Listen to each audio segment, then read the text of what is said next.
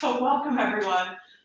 My name is Jennifer Dill. I'm a professor of urban studies and planning, and I'm going to let a few new people join us in the audience. Welcome to the 2020 Friday Transportation Seminar, our first one of the new year, the new decade. And today we're going to be doing two presentations. Both of these presentations were something that we presented just a few days ago at the annual meeting of the Transportation Research Board in Washington, D.C., which is the place where about 14,000 transportation people get together for several days to learn and share and talk about transportation research and practice. And so we thought that not all of you, even though 14,000 people were there, not all of you could be there, and even if you were there, there's a lot going on, and so you may have missed these presentations. So without further ado, I will get started on the first. So we're going to roughly break the hour in half. Oh, a few logistical things. I'm a little rusty. I didn't even say that this seminar is sponsored by TREC, the Transportation Research and Education Center here at Portland State University. And just a reminder to people in the room, or news to the people in the room, we are using the overhead mics for all of the sound, which does mean that if you start talking, the people on the web might hear what you were saying, which is great when you ask a question of the speaker. But if you're just mumbling to your neighbor about something, beware that it might get picked up by the mic. So I'm going to start in on this work that we have done about women of color and bicycling, or women of color on two wheels, that I worked on with my colleagues, Nathan McNeil, John MacArthur, and Joe French.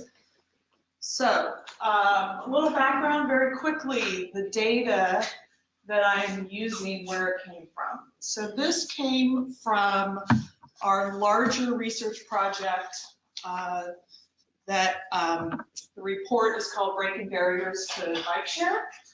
This was research that we did with funding from NHTSA and the Better Bike Share Partnership and some other partners.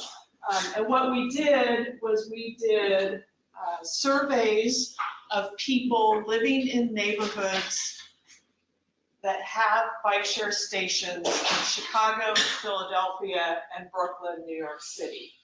These were neighborhoods that are predominantly people of color, have high shares of lower income residents. These were areas where the city's bike share program specifically put stations in because they wanted to improve the accessibility of bike share for a broader audience. So as part of our research, we sampled residents who lived very close to these bike share stations. We did a mail out, mail back survey. There was an option to respond online. We got a fairly large sample overall in the three cities. And for this analysis, these are some of the data about the sample that I'm looking at. So for this analysis, what I did was divide into four groups. Women of color, and I'm defining that as anyone who responded African American, Hispanic, Asian, and several other races and ethnicities. But as you can see here, Black or African Americans were the predominant respondents in the category of both women of color and men of color. And then we have white women and white men, and those are non-Hispanic white women and white men. The other thing that you need to know, particularly given the presentation that will follow this, the analysis that I am doing, I limited it to the respondents who said they were physically able to ride a bike, okay? So this is, you know, your prospective bicyclists and bike share users, at least with the current system, and that's part of the second presentation. You can see here that there definitely are some differences in demographics between these four groups, and particularly the people of color, very quickly that mag you're standing on is pressure sensitive, so every time you're on it, it points the camera off of you. When you're off it, it goes to a wide shot, so it's going on and off. I have okay. no So idea. yeah, you're good. All right. You can see here that the people of color in the sample tended to be older. They were a little more likely to have children, and they were more likely to be in the lower income category, which for this purpose we have defined as household income below 300% of the poverty level. We chose that cutoff because that is what some of the programs were using to identify people who would be eligible for subsidies with bike share program. So you can definitely see some differences in demographics beyond just race and gender. And that is reflecting the rapid gentrification that is happening in some of the neighborhoods where we surveyed. All right, so we asked several questions that would get at someone's bicycling behavior. And so the other thing I have done here, because our people of color in our sample tended to be older, I also divided this by age. I ended up using a cutoff of 40 as being the older group. And that was partly because there were actually very few older white people in these neighborhoods. Again, these are largely gentrifying neighborhoods. So to get enough people in each grouping, that's the cutoff that I had to make. The main thing here, the main takeaway is you can see the far left-hand side of each of these bar graphs are women of color. And in general, women of color are riding. Now I'm afraid to step on the It's super awesome as long as you just pick one or the other. All right, maybe I'm just going to pick this. Okay, sorry for the folks online listening to all our, because I'm just going to point with the mouse here. So upper left hand, women of color were far less likely to have ridden a bike in the past 12 months, significantly less than all the other groups. They were significantly less likely to have ridden a bike share bike. Compared to most, with a few exceptions. For example, older women of color were just as likely to have not ridden a bike share bike as older men of color. Women of color were also less likely to say that they knew how to ride a bike well. Though about 80% did, that's still a lot less than some of these others, including 100% of white men said that they knew how to ride a bike well.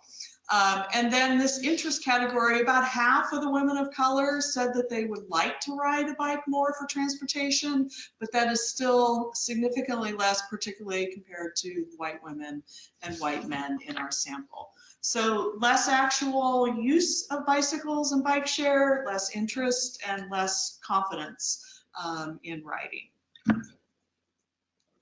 Now, because I already pointed out that there were some big differences in terms of income and some other factors in these four groups, I did do some regression analyses trying to control for some of those other factors to figure out, is it really race and gender that's behind some of these differences, or is it some of those other factors?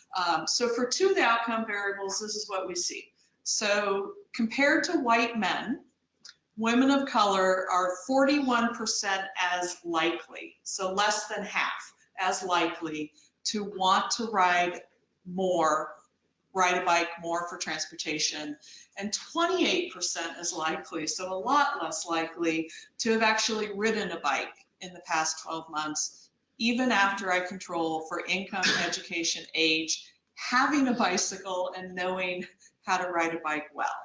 Okay, so it isn't just some of those other factors, particularly income and age. Now, white women, after I control for all of that, were just as likely to want to ride more for transportation, so definitely a higher level of interest, but about half as likely as white men to have actually ridden in the past 12 months. And men of color were pretty similar, just as likely to be interested and about half as likely as white men to have ridden in the past. So there is something beyond just income, age, etc., that is influencing the behavior and interest levels of the women of color in our sample. All right, so that obviously leads to questions of why. What would be behind some of these differences? On our survey, we had multiple questions where we asked the respondents about their attitudes towards bicycling generally, attitudes towards bike share, both personally and as a community asset, and also about barriers to engaging in all of those activities, what would interest them more, lots and lots of questions. So I dug into those data. It's a lot of data, and I've tried to sort it all out here. And so before I go into the next 3 slides, I'm going to sort of show you how I'm presenting these differences. So on the far left column, that box are the factors for which women of color were less positive than all 3 of the other groups: white women, white men, men of color. So different from all of them. Those are things that I would hypothesize they're factors that are related to both race and gender. In the middle box will be the factors where women of color were less positive than all of the white respondents in the sample, so white men and white women, but about equal to the men of color. Those are things that perhaps are more related to race rather than gender. And on the far right, we have the flip of that, where the women of color are less positive than all of the men, white men and men of color, but about equal to white women in the sample. And so those are things that are perhaps more related to gender rather than race. And then the other thing I am doing, because we have so much data and I don't want to overwhelm everyone, if you are interested in seeing it, I can share a paper with you. But for brevity, I'm only presenting the items where 20% or more of the women of color agreed with that statement. So the more significant factors and barriers, etc. All right, jumping in. So first of all, our differences in attitudes. And some of these are attitudes, sort of broad attitudes, and some are a little more personal. So in the left box, you see where women of color are less positive than all 3 of the other groups. So things like, I often see people like me riding bikes in my neighborhood, which makes perfect sense given the lower rates of women of color bicycling. Only 69% agreed with that, for example. Other things here, some of it has to do with the usefulness of bicycling and bike share. So for example, this one, there are better ways for me to get around than bicycling. 88% of the women of color agreed with that. Significantly more than, less positive, meaning more said that than the other groups. Or bike share is useful for people like me. So the women of color were not seeing sort of the usefulness and utility of either bicycling or bike share. A few other things, though, I will point out, like down here, overall bike share is good for the city or the neighborhood, while women of color were significantly less positive than the other groups. The levels of support are actually very high. Either 87% said it's good for the city, 83% good for the neighborhood. So they may have high levels, they're just not quite as high as the other groups that we looked at. In the middle here, in particular, something like the city should invest in projects. Women of color were less positive than the whites, though still the level of support was pretty high at 84%. And then on the right, you have things that are perhaps more related to gender, like riding a bike would be a good way for me to get exercise. Still very high, but significantly less than the men in the sample, or it's a good way for me to spend time with my friends or family. So some of the differences that we see here are related to things like the utility of cycling for the individual. Some of it has to do with neighborhood impacts, and a little bit or even more personal, like being able to ride with friends and family. The next set of variables that we looked at were barriers to biking. And so on the left, We see barriers that were a greater barrier for the women of color compared to all three of other groups. So things like the places I need to go are too far away. Carrying things is going to be difficult. It's too expensive to buy a bike or the gear, or I don't have a safe place to store it at home.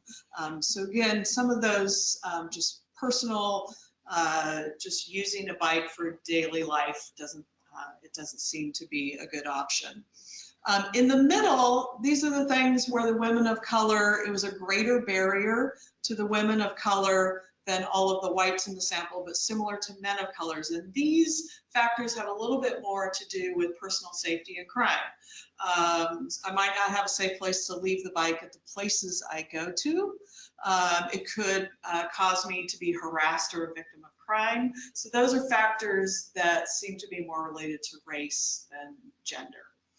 And then on the right, we have actually the biggest barrier overall for everyone, which is traffic makes riding a bike in my neighborhood it feels dangerous. And so 55% of the women of color cited that as a barrier. That is similar to the levels for white women and significantly more of a barrier compared to all of the men, though it was still the largest barrier for everyone, just more so for the women in our sample. I did put down here, there's a small box here you may not be able to see, just to note that there were a few things where there were no differences, and I put this here because they're often cited. People think that these are big barriers, particularly for women. So 20% of our women of color said riding a bike would make me sweaty was a barrier, and 17% said noted clothing. That was no different from any of the other groups. So I would argue that those are perhaps not really big barriers. Traffic safety and some of the other things are much more important than the clothing and hair and sweaty and those types of things. And then looking specifically at barriers to bike share, first of all, there was no barrier where women of color stood out compared to the three other groups. Several barriers in the middle there where the women of color, it's a greater barrier for them than the white women and white men, but about the same as men of color. So again, relating perhaps more to race than gender. A lot of those have to do with resources, costs, etc. So worrying that they'll have to pay if something happens to the bike, it costs too much, not wanting to use a credit card, or not having a smartphone. And I did check because those all seem to be things to do with income, and I showed you earlier the income differences. I did check, and even after I controlled for income, there were still these differences for the people of color in the sample. So it isn't just an income issue. The smartphone access, though, I will say, and that was only a barrier for 22% of the women of color. Once I controlled for age, that barrier, there are no differences. So that's an age-related access issue, more so than race or gender. And on the right, not being able to use bike share with my children. Most bike share systems, you need to be 18 or 16 or something, plus you have to be a decent size to use the bike share bike. So that was a barrier for the women of color and the white women in the sample. So I focused a lot on barriers, and I want to be a little more positive and talk about the interest in bike share. So I showed you in the beginning that about, 55% of the younger women of color and 43% of the older, and only meaning 40 or more or older, would like to use bike share more. Okay, so that's that's about half of all the women of color in our sample. We dug a little bit further to figure out sort of why everyone in our sample might be interested in using bike share in the future. And this is where we see some distinct differences between the women of color and sometimes the men of color and the white respondents in our sample. And in particular, these top things. So women of color were significantly more likely to say they were interested either to get exercise or for fun. compared to, in particular, the white respondents, but often sometimes even the men of color in our sample. Also more likely, particularly than the white women, to say, I want to ride with friends and family. So it's a more of a fun, social, recreational, that's what they are thinking of bike share as. They're definitely not thinking of it as an easy way to get around or a way to save time. Okay, so again, that's consistent with the earlier findings of not seeing either bicycling or bike share necessarily as a utilitarian, a transportation thing, but being interested in, oh, it'd be fun and maybe a social activity. And that definitely has implications for how bike share programs might promote their programs. We also asked about a number of things that bike share programs are thinking of or cities are thinking of that might increase participation in bike share. And we asked of all of our respondents, would this make you more likely to use bike share? And you can see here there's a few things where, for example, the top one, free transfers between public transportation and bike share, only 32% of our women of color said that that would make them use it. That's significantly less than our white respondents. And again, that gets at thinking of bike share for transportation as opposed to for recreation and fun and exercise. There are a few things here where the women of color, it was more of a reason for them to try bike share than some of our other groups. So for example, if more of my friends and family could use bike share with me, if there were organized rides for people like me, and then a few things that perhaps are related to some of those economic issues, like having an option to buy passes, do things at a store instead of doing it online, or easier ways to pay with cash. And so those things are linked a bit to income. So again, some perhaps lessons here for bike share programs in terms of promoting increased use among women of color and some of the other respondents. So some conclusions on this. Women of color they bike less, but many of them are interested in biking more. So this should definitely be part of our conversations and thinking about increasing use and access to bike share for everyone and use by everyone. Most of our respondents in our survey didn't see the utility of biking for transport, but more motivated by exercise, fun, social reasons. Whether or not that would then be sort of a gateway to bicycling for transportation would be an excellent research topic. There's not a whole lot of research on sort of that type of transition, but it's certainly something that could be looked at. Traffic safety is definitely the biggest barrier, and that is related more to gender than to race. There's many of the other differences are correlated more with race than gender, and then there's some things that are both race and gender related. And I would argue that sort of to take this a step further, some more qualitative research. There's a little bit out there, but not much. When I scoured the literature on bicycling, I found very, very little that really looked at women of color, the intersectionality. There's a lot on gender, a lot of people of color, but very little looking at the intersection of those two factors. And also some evaluations of policy or program changes. So if you do group rides, et cetera, what might the impact of those things be? And so there's a little bit of work that's happened out at Rutgers University on that, but not a whole lot. So with that, I will conclude. And I think what we can do is maybe take a couple questions now and then turn it over to John. And then at the end, we may have time to go back and have more questions. And again, there is an overhead mic. Because if you didn't know, we are webcasting this. So there is an overhead mic that is going to capture your question for our audience, or if there's questions from the audience too. So, or ideas, doesn't have to be a question. Yes? I'm just curious about one of the barriers that you had mentioned about it being too far to get to work, right? And how that correlates with income and how if you have confirmed, like, I think it to be true, but that in fact, people of lower income have farther commutes. So it's less of a racial inequity as much as it is an income inequity, which those are closely connected. Yeah, no, I mean, that's a very good question because you're right. On a regional scale, often people of color have longer commutes, or they're going to multiple jobs, et cetera.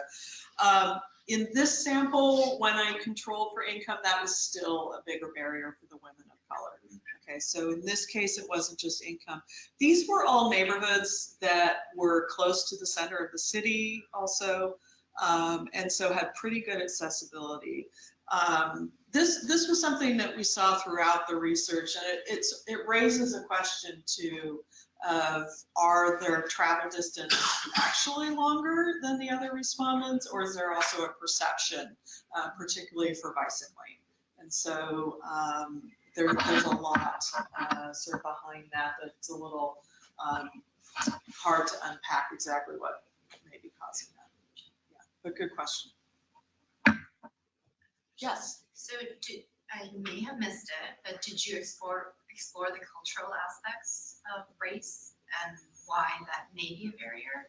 So for example, I'm just saying from my own experience as a person of color whose culture doesn't really promote biking, that to me is like a barrier even before you get to biking. Yeah.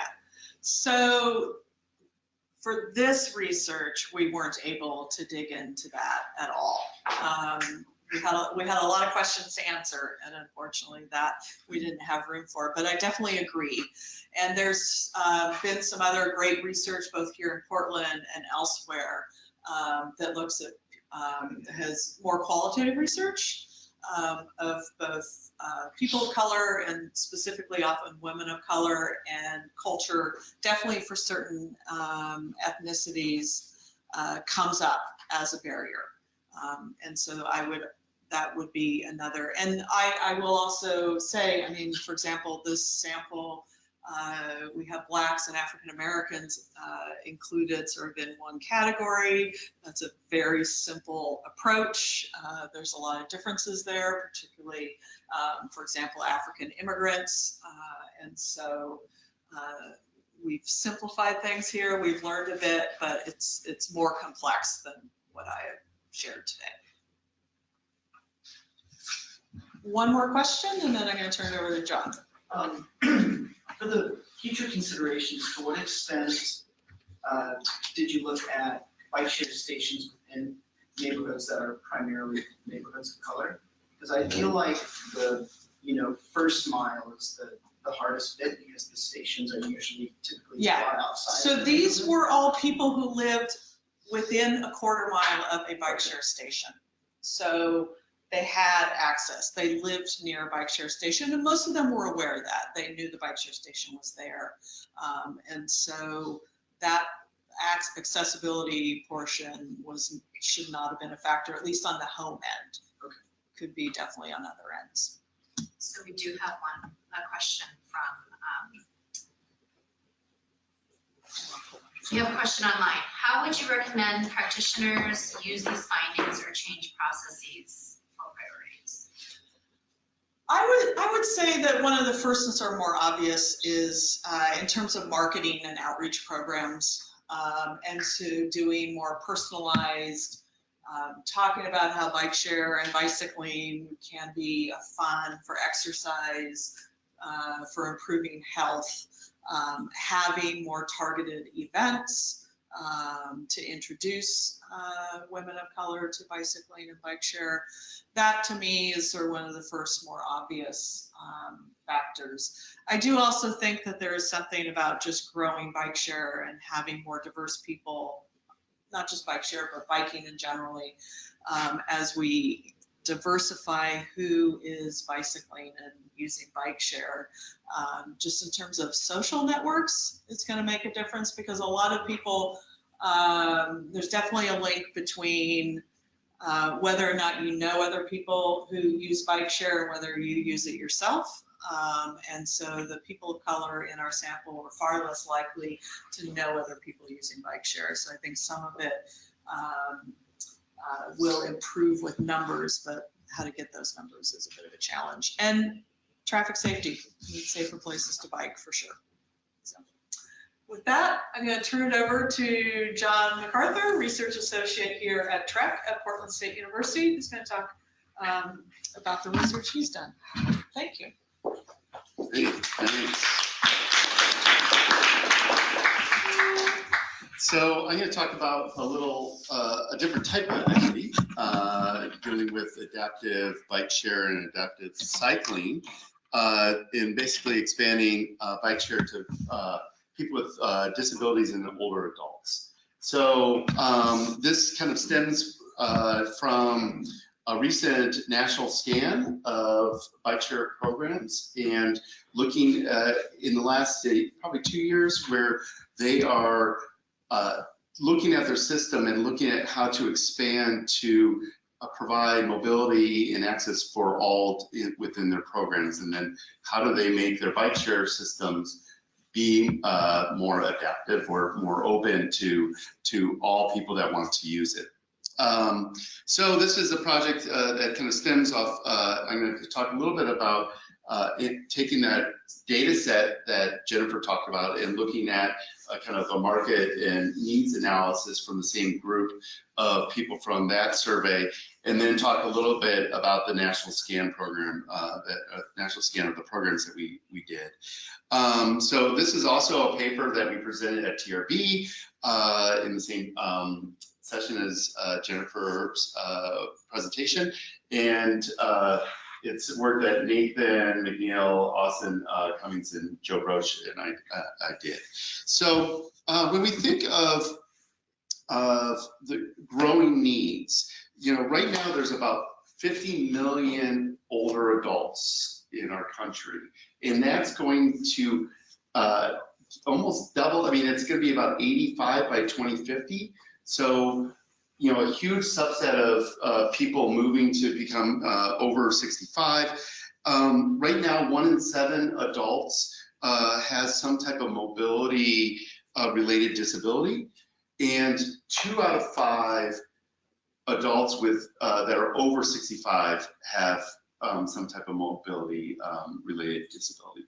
So, these people are faced with some challenges, and because of that, they're way more likely to use active modes, walking, biking, and actually have less, mobility options available to them. So then that can add to social isolation, inability to go to the services they need, get out, go to groceries, see friends, and all that type of stuff. So we're looking at, how can bike share systems, help with this.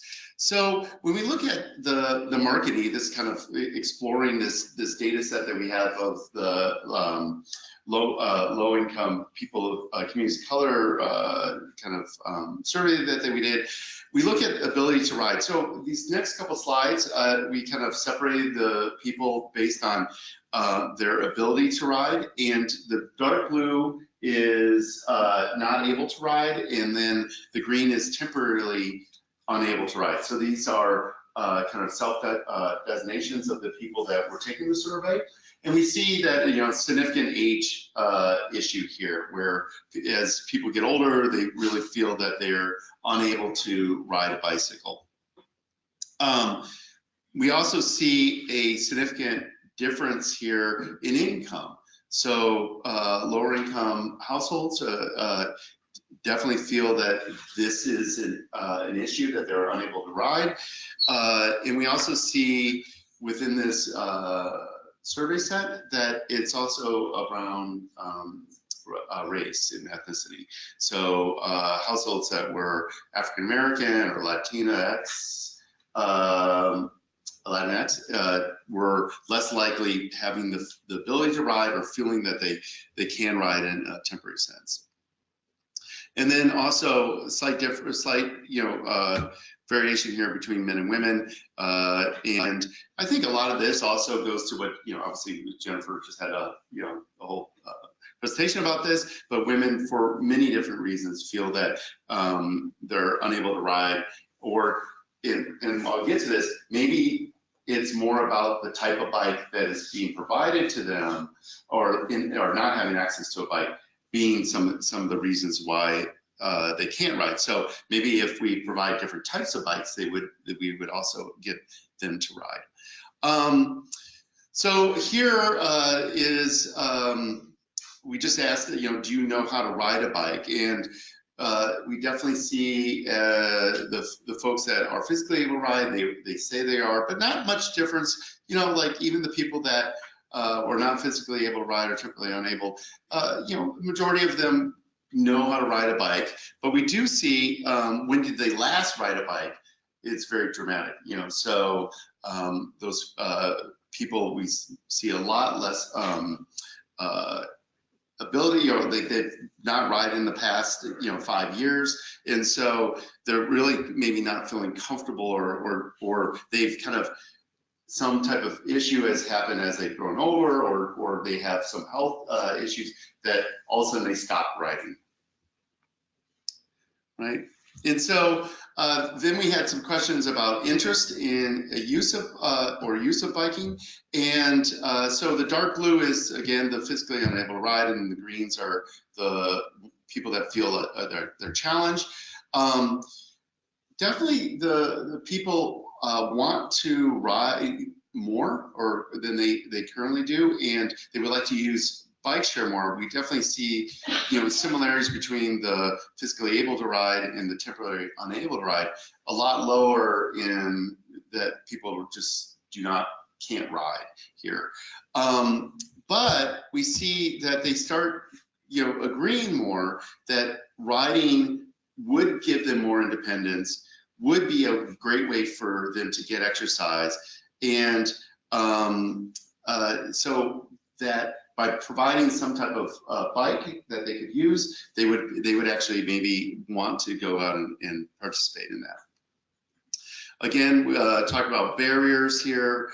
As Jennifer said in her previous talk, that traffic makes riding a bike in my neighborhood feel dangerous. So there's definitely a safety concern about why they're not participating in cycling.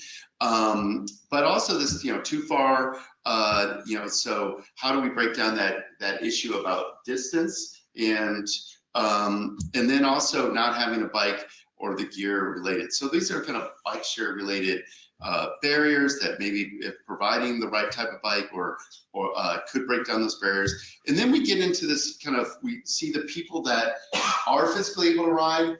This is having less of an issue with these bottom ones. Carrying things on a bike is too difficult. That could be, they have a cane and it's hard to, how do they strap on a cane? They might have wheelchairs, they can't put a wheelchair onto a bike share bike. It might be just carrying larger, it might be with kids, having kids or carrying items, this all of a sudden becomes a bigger barrier for the people that were not able to ride. And then we get into the things that you would expect, so, health issues, or I'm too old, or I'm too out of shape, where we see big issues in barriers between the two groups here. And then when we look at barriers to bike share, there's definitely like a difference here of the people that, and maybe it's because they know that there's bike share, but hey, it's not for me, so I have not investigated how to use it. Or that the second one here is, I worry that a bike share bike wouldn't adjust to fit me. So there's this issue about the bike that they see out there, they don't think it really fits their needs or themselves personally.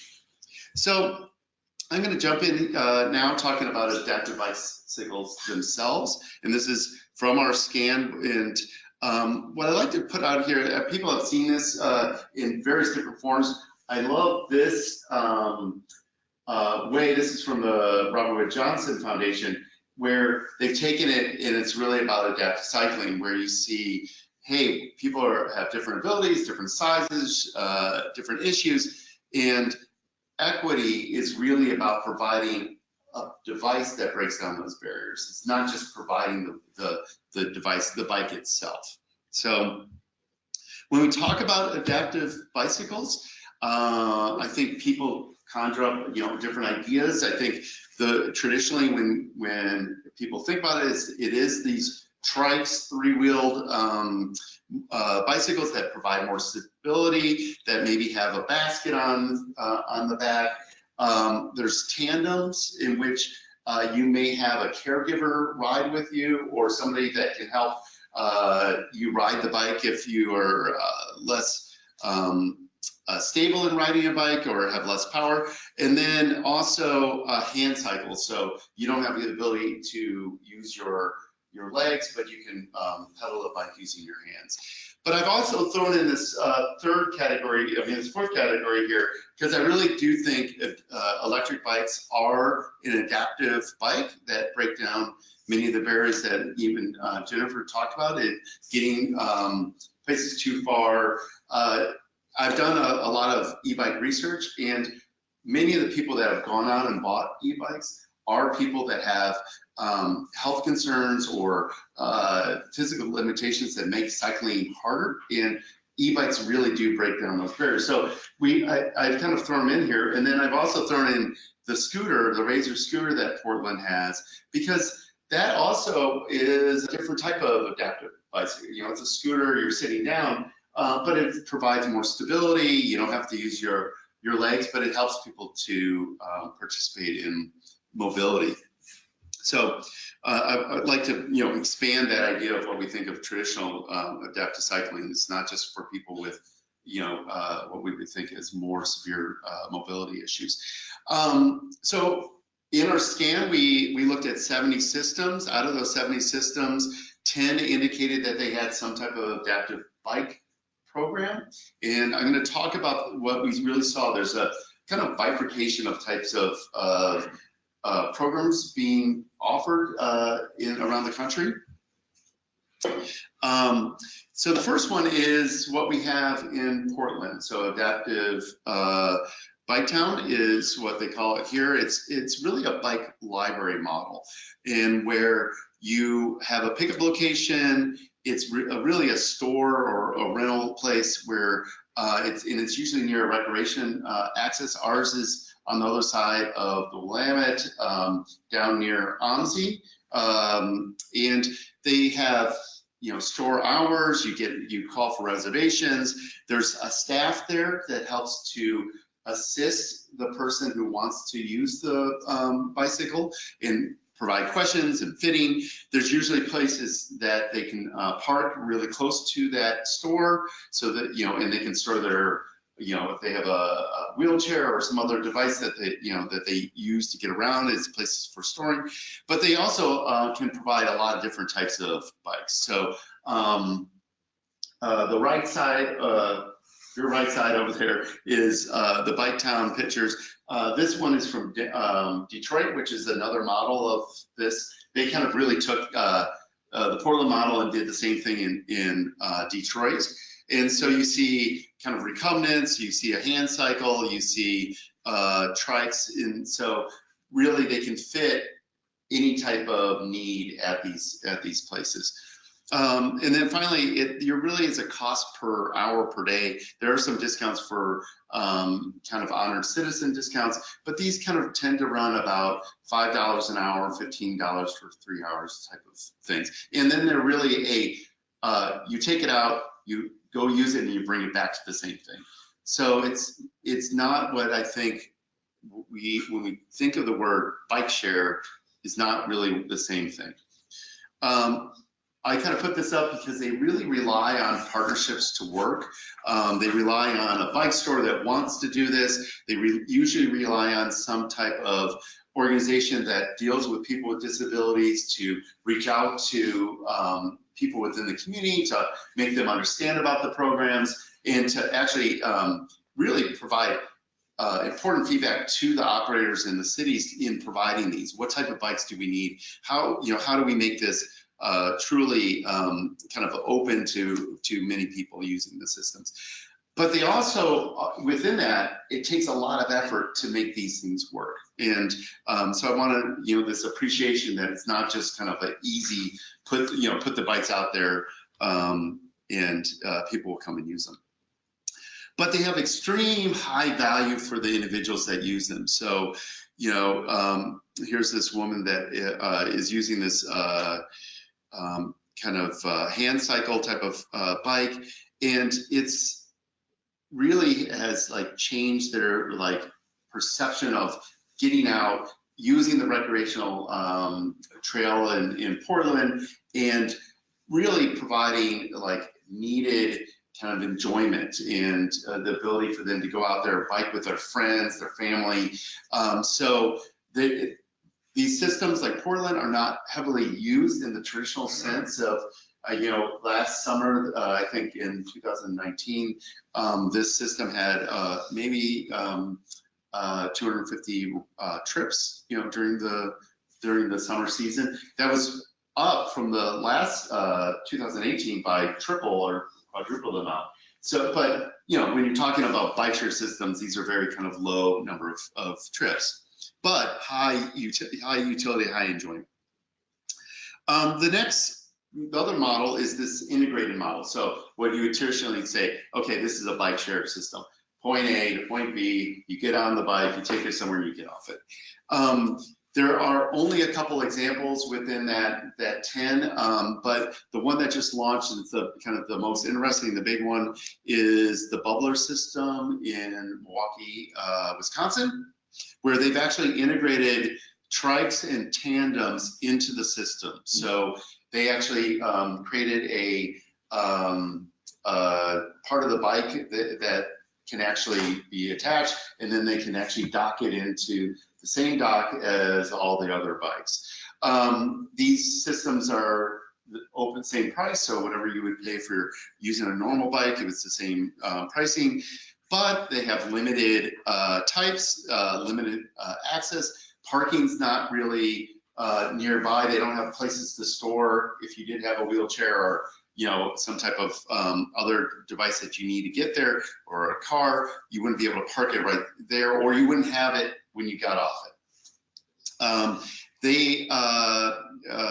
But I also will say, you know, again, e-bikes though, we see many systems having e-bikes. So those I think are probably the best example of adaptive cycles that are being used within the broader system. So when I say only a few, there are only a few that are using trikes or tandems. There's probably, you know, 20 some systems that have Jump or some other type of, you know, e-bike within their bike share system, or parallel within the system. You know, Biketown, you know, maybe getting some e-bikes, or if we had like Jump, that they're not necessarily integrated into the Biketown system as they are today. So the challenges facing these programs and operators is really this bigger question when they are saying which of these two models they're going to use, and then how are they going to do it, is who to serve and how. So are you going to create a system for, you know, kind of a smaller subset of people where you're going to do 300 trips, you know, 500 trips per year, you know, based out of these kind of like store library systems, or are you going to try to really integrate it into a broader system? By integrating a broader system, you have much bigger costs. Not everybody may be able to use that because they need to store their wheelchair on one side of the system, or they need to be able to get out of the, or have a wheelchair access on the other side. So there's big cost issues, there's logistics and density questions when you start thinking about integrating these devices into those systems. You know, this issue about personalized assistance on some of these bikes, you know, you may forego some of that if you don't have that type of a bike library kind of model. Maintenance, so operators, why they are able to do normal bike share in the system and they have one model, is because they buy a bunch of the same parts, and if a part breaks, they just go and switch it out. They're able to really maintain it. Ease of maintaining of one bike is much easier than if you had 5 different models out there and 5 different, you know, parts, and people had to kind of figure out how to maintain them. much harder to that, and then the type of bikes. So these are kind of big issues that we see in maintaining the systems. So really, when we started looking at this and when we wrote the paper, there's very little research in this area. There is only a couple programs. There have not been real true evaluations. Portland's one of the few systems that actually have done consecutive surveys of the people using the system for the bike library model. But there's a lot here to explore. How do we design and scale bike share systems to be more inclusive to all users is a big question that needs to happen. And then what new technologies and vehicles that we're even missing? Could we design even a better model here? And or a more inclusive one type of bike. So maybe it's a electric trike with some type of storage bin on the back that, it might not get you 100% of everybody within the system, but it might get you much closer to 90% of users that would be able to participate. And ultimately what we're trying to do is make bike share system more inclusive and allow anybody who wants to be able to use it to be able to use it. So that said, we did have this national scan report that came out. There's the link, it was supported by NHTSA and Better Bike Share, and we thank everybody that gave us the information to help us do this presentation in the paper. So with that, I'll open it up to questions, and I think we have about 10 minutes. Is that about right? 8 minutes.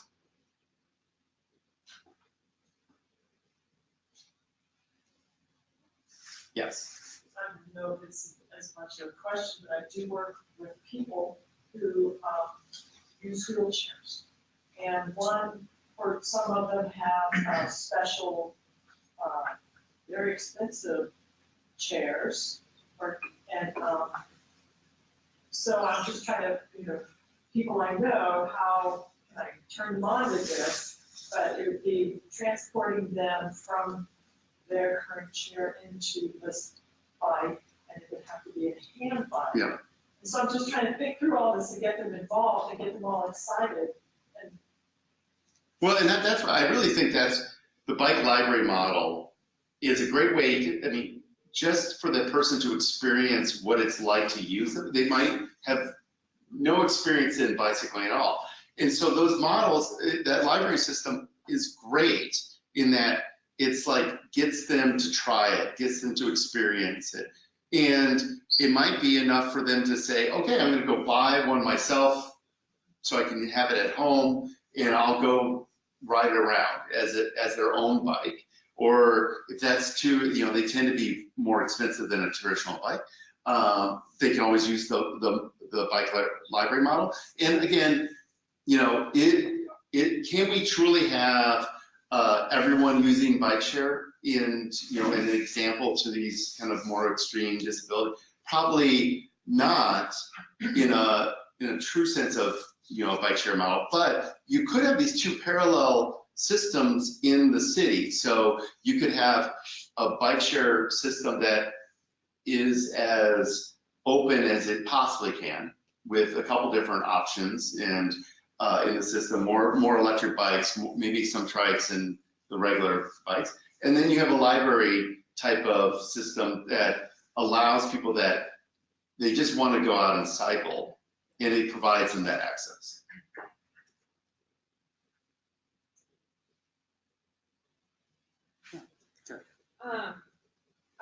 This is really great research to see. I'm just curious about the availability of these bikes and the type of bike facilities that they're used on. Because I know not all bike facilities are all open facilities. So did you find anything in your research about those two axes? No. So there's nothing that we saw that asked about the experience in using the systems and what are the issues as they go out and try to ride around the city. So it would be a great additional to ask. I think for the bike library models, they typically are near recreational paths and so as you, like, when you think about the Springwater Corridor, these bikes can fit within that system fairly easy. They're not getting off that system very much.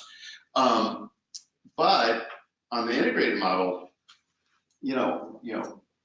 often, they may not find it very safe to use just a bike lane or a shared road system with using some of those, especially if they're not that comfortable at cycling. So I think it's a really important question that needs to be asked, or looked into.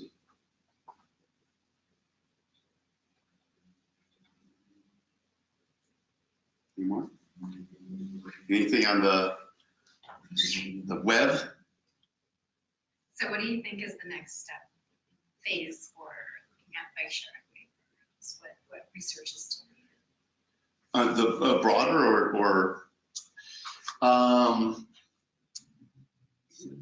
I think we need more kind of, as Jennifer, a mixture of qualitative research to really dive into some of the questions. I really think there's this interesting tease out between immigrant communities and what their challenges may be to using these systems, especially for communities where, and so we were over in the Netherlands this summer, and for our study abroad program, we're doing it again. So if you want to sign up and go, look for information about that.